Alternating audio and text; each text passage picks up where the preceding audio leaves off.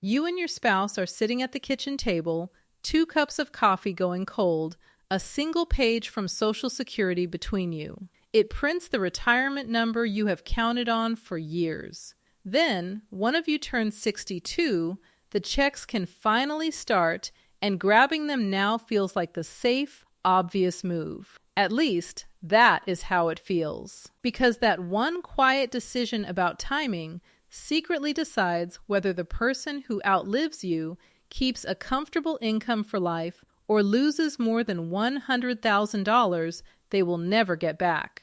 What makes this so cruel is that nobody at that kitchen table is being reckless. There is no risky stock, no shady advisor, no get-rich scheme. 2 careful people doing what feels responsible make one quiet decision about timing. And that single decision, made years before anyone gets sick, becomes the ceiling on a surviving spouse's income for as long as they live. The mistake does not announce itself. It does not show up on a statement or trigger a warning letter.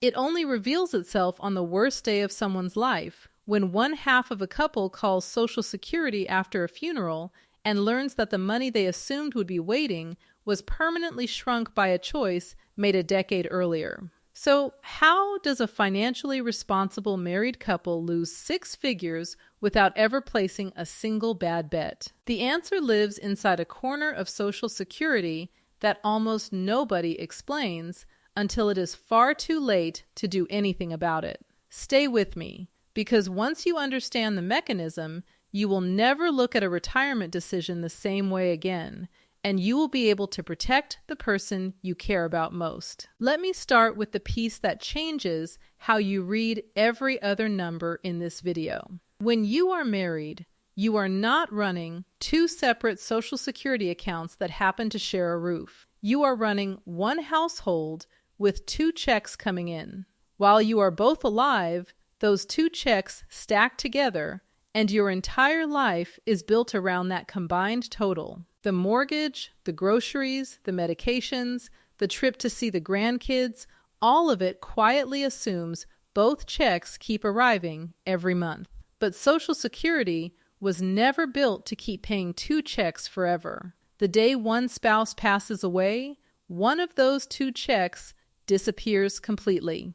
The survivor does not get to keep both. They keep the larger of the 2, and the smaller one stops the very same month with no reduction or adjustment, just a clean disappearance. Sit with that for a second, because it is the hinge the entire problem swings on. A couple bringing in, say, $4,500 a month between them does not become a couple bringing in $2,300 when one of them dies. They become one person, living alone, surviving on whatever the bigger check was. The bills do not cut themselves in half to match. Property taxes do not shrink because there is only one name on the deed now. The electricity bill barely moves. The widow or the widower keeps almost all of the old expenses while losing an enormous slice of the old income, in the very same breath that they lose their partner.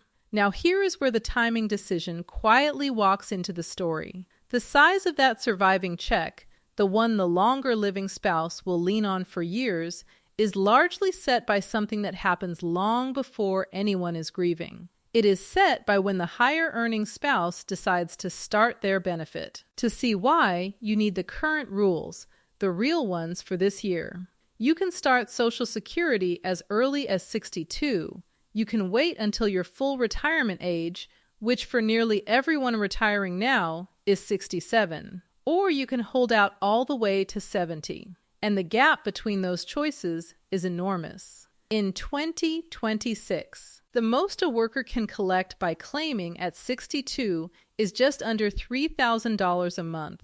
Claim at full retirement age instead, and the ceiling rises to roughly $4,200. Wait until 70, and the maximum climbs past $5,100. Same person, same work history, same lifetime of paying in. The only thing that changed was the date written on the application. Why such a spread? Because claiming early comes with a permanent haircut, File at 62 when your full retirement age is 67 and your monthly benefit gets cut by about 30% for good.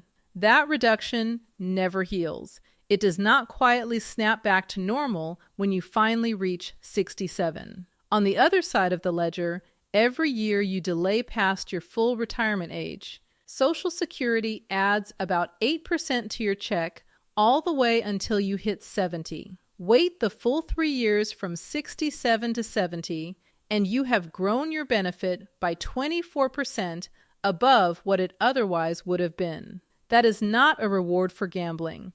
It is simply the architecture of the system, sitting there in plain sight, waiting for someone to actually use it. Most couples treat all of that as a strictly personal decision. My benefit, my call, my retirement. If you were single, that framing would be perfectly fine. The trouble is that when you are married, the higher earner's claiming date is not really about the higher earner at all. It is about the person who gets left behind. Let me show you exactly how the mistake plays out, because the mechanics are everything. Meet Walter and Gloria, a composite drawn from a story that repeats tens of thousands of times a year. Walter was the higher earner. His full benefit at 67 would have been about $3,200 a month. He turned 62, the checks were sitting right there for the taking. And like a lot of people, he thought, why leave money on the table? I might not even make it to 70 anyway. So he claimed early and locked in roughly $2,300 a month instead of the full amount. For years, that felt like the smart play. The money came in early, Walter enjoyed it, and there were no regrets, because the bill for that choice had not come due yet. Then Walter died at 78, and Gloria, now on her own, called Social Security, expecting to step up into Walter's benefit, since she understood that the bigger check was supposed to become hers. What she learned in that phone call is the part nobody had ever explained to either of them. Her survivor benefit was not based on what Walter could have received. It was based on what he actually locked in when he filed early. That reduced check he chose at 62 had silently become the ceiling on Gloria's income for the rest of her life. There is one small mercy buried in the rules, and it is worth knowing about. Social Security puts a floor under survivors, sometimes called the widow's limit. If the higher earner claimed early, the survivor still receives at least 82.5% of that person's full retirement age benefit, even when the early check came in lower than that. So Gloria did not tumble all the way down to Walter's reduced amount. She landed on the floor instead. But understand what that floor actually is. It is the consolation prize. It is the system catching her halfway down after the early claim already knocked her off the ledge. And it is still dramatically less than what she would have collected if Walter had simply waited. This next part is the detail almost everyone misses until it is too late to use it. Delaying the higher earner's benefit does not only grow that person's own check while they are alive, it permanently lifts the survivor's ceiling too. Every year Walter would have waited, he was not just buying himself a bigger payment, he was buying Gloria a bigger payment. Across the entire stretch of years she might live without him. The delay behaves like a life insurance policy nobody ever sells you, one that pays out in monthly checks for as long as the survivor is breathing, and one that comes with an inflation adjustment built right in. Let me put real numbers on Walter and Gloria, because this is the moment $100,000 stops being a scary thumbnail and becomes arithmetic you can follow line by line. With a full benefit around $3,240, claiming at 62 locked Walter in near $2,268 a month. Waiting until 70 would have pushed him past $4,000. Run those two paths through the survivor rules, and Gloria's check as a widow comes out around $2,670 a month under the early claim, because the floor caught her, versus just over $4,000 a month had Walter waited. That is a difference of roughly $1,300 every single month, arriving or not arriving for the rest of her life. Now stretch that across the years a widow actually lives. Over 12 years, the gap adds up to nearly $190,000. Over 15 years, it climbs past $240,000. And here is the honest version, the one that gives the early claim full credit for the fact that Walter did collect 8 extra years of checks by starting at 62. Even after you subtract every single dollar Walter banked between 62 and 70, even after you reward the Head Start completely, the household still ends up almost $200,000 behind, purely because the survivor's check was capped. The early money Walter enjoyed never comes close to replacing the income Gloria loses over 2 decades alone. That is the kind of number that makes accountants wince. Before you assume this only bites the wealthy, run it smaller. Take a primary earner with a full benefit closer to $2,400, much nearer the middle of the country. The survivor gap between claiming at 62 and waiting until 70 still runs around $1,000 a month. Over a typical widowhood, that quietly crosses $140,000. You do not have to be rich to lose a fortune here. You only have to be married and uninformed at exactly the wrong moment. Let me make the survivor's side of this concrete, because numbers on a screen do not capture what it feels like. Imagine the call itself. A woman in her late 60s, a few weeks after burying her husband, finally steady enough to handle the paperwork. With the death certificate and the bank statements in front of her, she dials the office. What she wants is not a windfall. All she is after is the larger of the 2 checks that kept the lights on for 40 years of marriage. And the voice on the other end, kind but bound by the rules, explains that because her husband filed early, the check she is inheriting is smaller than the estimate she remembers seeing. She does the mental math right there at the table. The mortgage payment has not changed, the car insurance is identical, and yet the income just fell off a cliff. Nobody did anything wrong, exactly. The rules were simply never explained, while there was still time to make a different choice. Let me make that income cliff painfully concrete, because this is where the abstract becomes your actual life. Take a fairly ordinary monthly budget for an older couple. Rent or the mortgage payment runs about $2,000. Utilities, another $450. Food, around $600. Getting around, gas in the car, roughly $500. Insurance of various kinds, about $400. And they were even managing to set aside $500 a month into savings. Add it up, and the household needs somewhere near $4,250 a month just to keep functioning. While both spouses were alive, 2 Social Security checks plus a little from savings covered it, and there was breathing room. Then, one spouse dies, the smaller check disappears, and the survivor is staring at that same list of expenses with a single reduced check. Rent did not drop $1. Utilities barely changed, since one person still heats the whole house, and the car needs the same gas and insurance it always did. Almost every line on that budget survives the funeral. The only thing that shrank was the money coming in to pay for it. That is the moment the survivor discovers, in the most personal way imaginable, exactly how much the claiming decision was worth. And if the higher earner had delayed, the surviving check would have covered that list with room to spare instead of forcing a fire sale of the house and a move across the state to a child's spare bedroom. So if waiting protects the survivor this much, why do so many higher earners still rush to claim at 62? The reasons are completely human, and they deserve honest answers rather than scolding.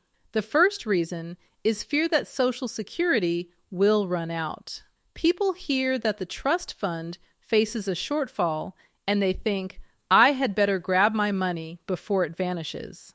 But claiming early to beat a future cut almost always backfires. because the permanent 30% reduction you accept today is a guaranteed loss, while any future change to the program is uncertain and would almost certainly be phased in gradually rather than yanking checks away from people already retired. You are trading a real, locked-in cut for protection against a maybe. That is rarely a winning trade, and it leaves the survivor exposed either way. The second reason is the belief, I might die early, so I should get mine now.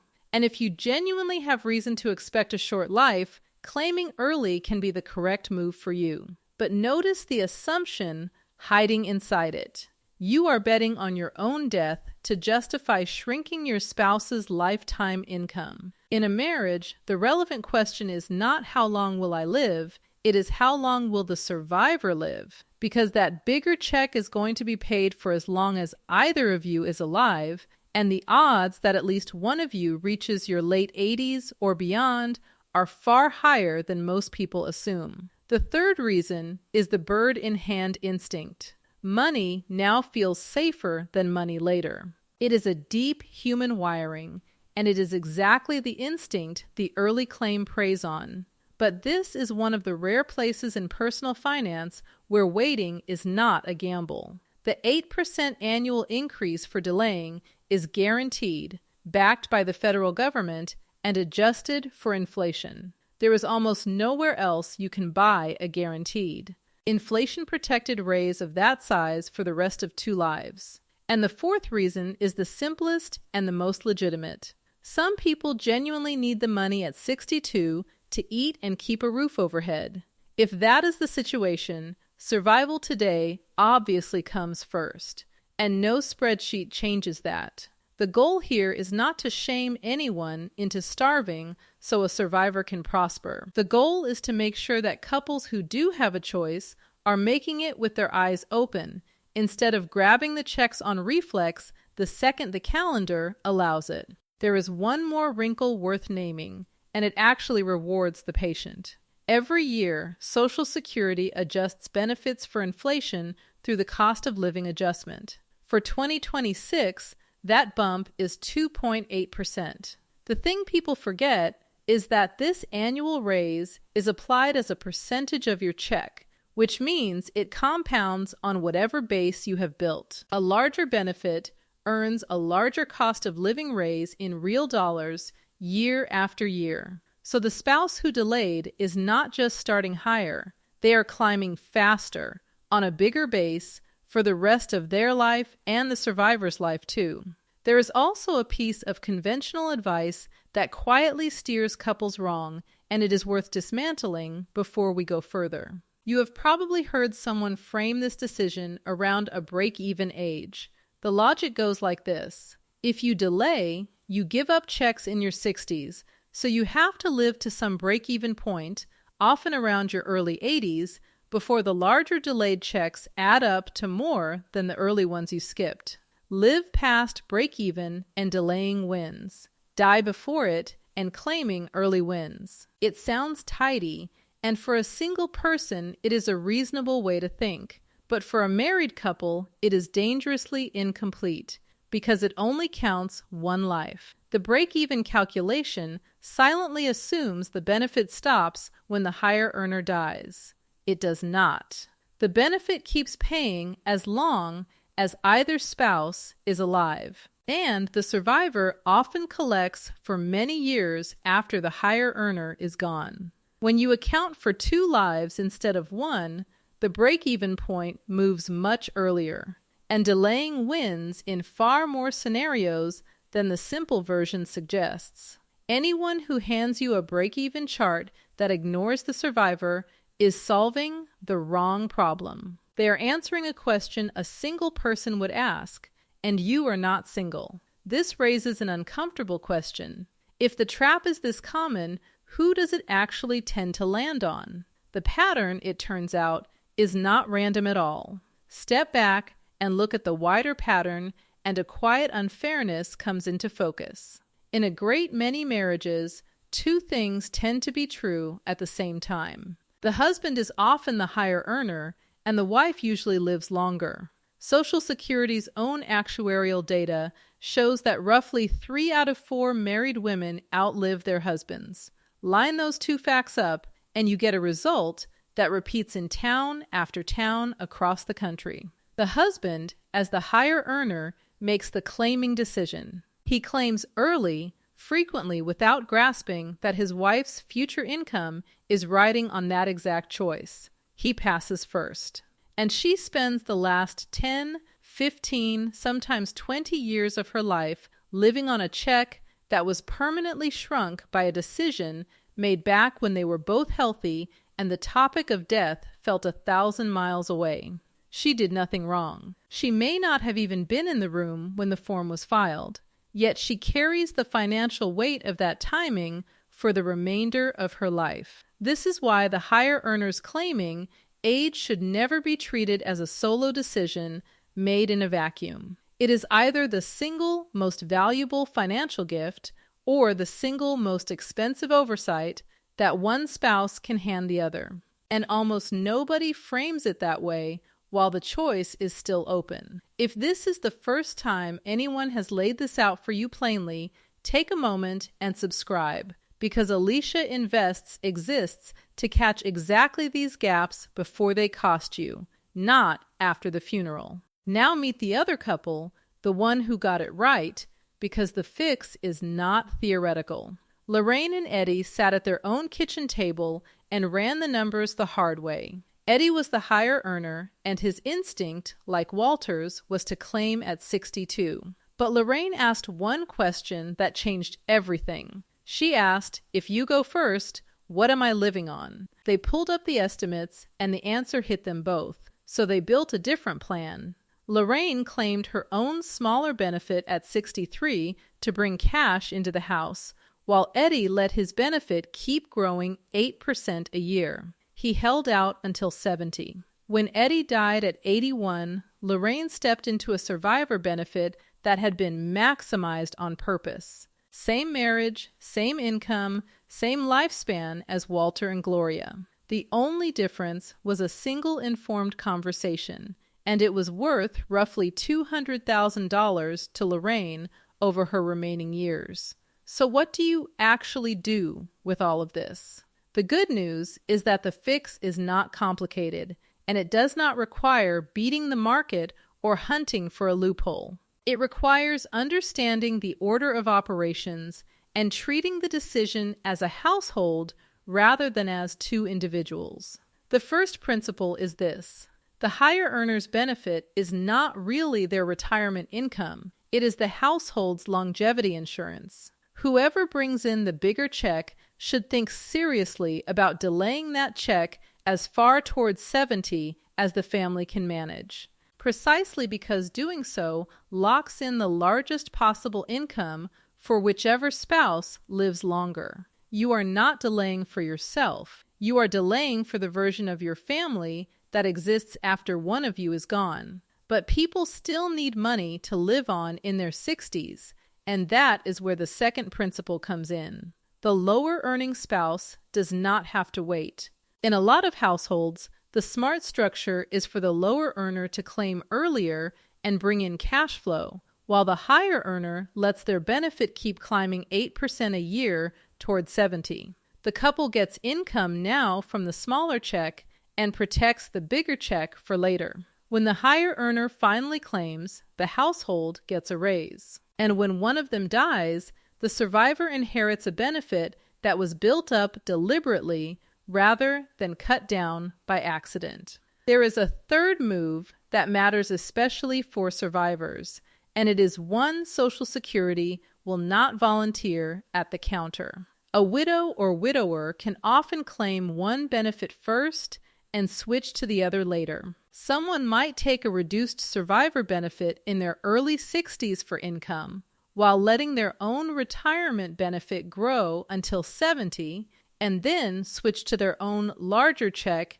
at that point. Or the reverse, depending on whose number ends up higher. The system pays only one benefit at a time, never both at once, but it absolutely lets you sequence them. Run both orders. because the gap between them can run into the tens of thousands of dollars, and the staff at the office are not allowed to plan your strategy for you. They will answer the question you ask. They will not tell you the question you forgot to ask. If all of this feels like a lot to raise with your spouse, the conversation is simpler than it sounds, and you only need to start at once. You do not have to walk in with spreadsheets. You can begin with a single sentence at that same kitchen table. Something as plain as, "If you went first, I want to make sure I would be okay. So let us look at the numbers together before either of us files." That one question reframes the whole decision from my benefit into our protection. From there, the steps are concrete. Log into your My Social Security accounts and write down each of your full retirement age benefits. Identify who the higher earner is, because that is the check you are going to try to protect by delaying. Then sketch out a simple plan for the years between 62 and 70, deciding who claims when so the household has enough to live on while the bigger check keeps growing. Couples who have this conversation early, while both are healthy and clear-headed, almost never regret it. The ones who avoid it tend to default to the easy answer, which is to grab the checks the moment the system allows. And that default is exactly the trap. There is a trap on the early end, too, one that surprises people who claim at 62 and keep working. Social Security applies an earnings test before your full retirement age. In 2026, if you claim early and your wages climb above $24,480 for the year, the agency holds back $1 of benefits for every $2 you earn over that line. So the person who rushed to claim at 62, then took a part-time job, can watch a chunk of those early checks evaporate anyway. You eventually get credited for the withheld months once you reach full retirement age, but in the meantime, you have taken the permanent reduction and seen part of the early money clawed back. It is the worst of both worlds, and it catches people who never saw it coming. A word for anyone who is divorced, because this trap and its solutions reach further than people realize. If you were married for at least 10 years and have not remarried, you can generally claim benefits on your former spouse's record, including survivor benefits if they pass away, and doing so takes nothing away from them or from their current spouse. Many divorced people leave real money on the table simply because they assume the end of the marriage ended the benefit. It did not. The same coordination logic applies. The record of a higher earning former spouse can still matter to your retirement, and it is worth checking before you make any final decision. While we are on survivors, there are two more facts that almost nobody learns until they need them, and both can change a widow or widower's whole picture. The first is timing. A surviving spouse does not have to wait until their own full retirement age to collect a survivor benefit. They can begin as early as age 60 at a reduced rate, and even earlier at 50 if they are disabled. That early access is what makes the sequencing strategy possible, because it lets a survivor pull income from one benefit in their early 60s while the other one keeps growing in the background. The flexibility is real, but it only helps the people who know it exists, which is exactly why so much of it goes unused. The second fact undoes a fear that quietly costs people companionship. A lot of widows and widowers believe that if they ever remarry, they will lose the survivor benefit tied to a late spouse. That belief keeps people single who would rather not be. The rule is more forgiving than the rumor. If you remarry after age 60, your eligibility for survivor benefits on your late spouse's record is generally preserved. Remarry before 60 and the rules tighten, but cross that line and you are allowed to build a new life without surrendering the protection the old one left behind. Nobody should stay alone out of a misunderstanding about a form. Now for the distinction that quietly trips up even careful planners. While both spouses are alive, the spousal benefit. The one that lets a lower earner collect up to half of the higher earner's full amount does not grow when the higher earner delays past full retirement age. That piece stays flat. So if spousal benefits are the only thing you have ever thought about, delaying can look pointless on paper. But the reason to delay was never the spousal benefit. The reason to delay is the survivor benefit, which is a completely separate calculation and which can equal the full amount the deceased was actually receiving rather than just half of it. Spousal tops out near 50%. Survivor can reach 100%. That single distinction is the whole ball game, and it is precisely the part that gets lost in the rush to file. None of this means everyone should blindly wait until 70. If the higher earner is in genuinely poor health or carries a family history that makes a long life unlikely, the math can tip the other way, and claiming earlier may make real sense for that couple. If a household has no other savings and truly cannot get by without the checks starting at 62, then living through today plainly outranks optimizing for tomorrow. The point is not a single rule for every family. The point is that this should be a deliberate, informed, joint decision modeled out before you ever file, rather than a reflex to grab the money the instant it becomes available. Before the higher earner claims, the couple should literally walk through the scenario where that person dies first and ask one blunt question. If that happened, could the survivor actually live on the check that would be left behind?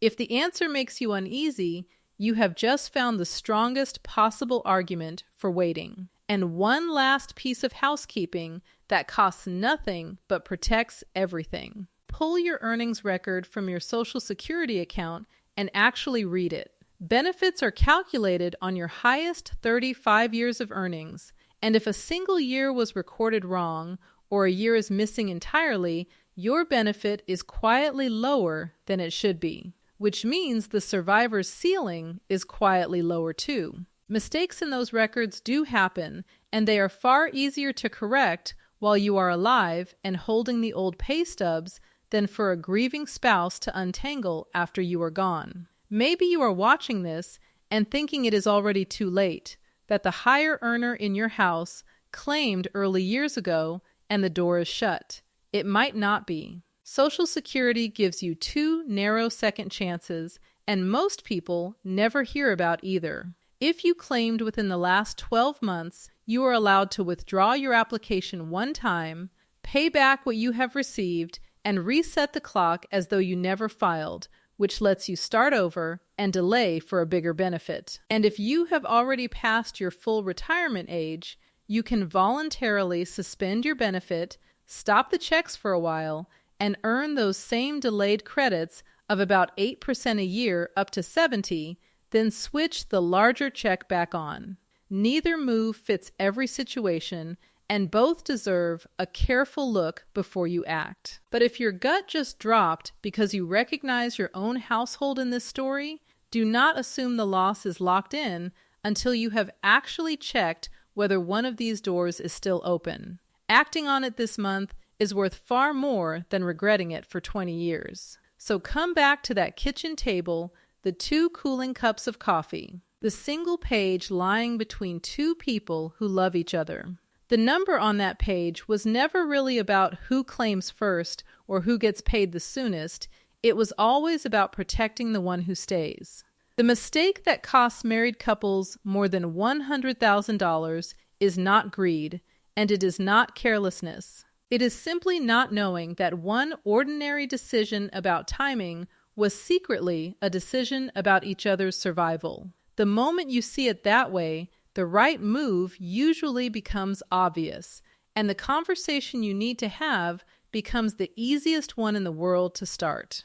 Underneath all of this sits a deeper truth. This survivor trap is not really a Social Security problem at all. It is a financial literacy problem wearing a Social Security costume. The couple at that table did not lose 6 figures because they were bad with money or careless with their future. They lost it because no one ever taught them how the pieces of the system actually lock together. The way claiming ages, survivor rules, earnings tests, and household income all quietly interlock beneath the surface. There is a gap behind the gap, and it is the same gap sitting underneath nearly every expensive money mistake people make across an entire lifetime. The encouraging part is that it is the most fixable gap of all, because understanding costs nothing and it compounds faster than any account you will ever open. If you want the kind of foundation that makes a decision like this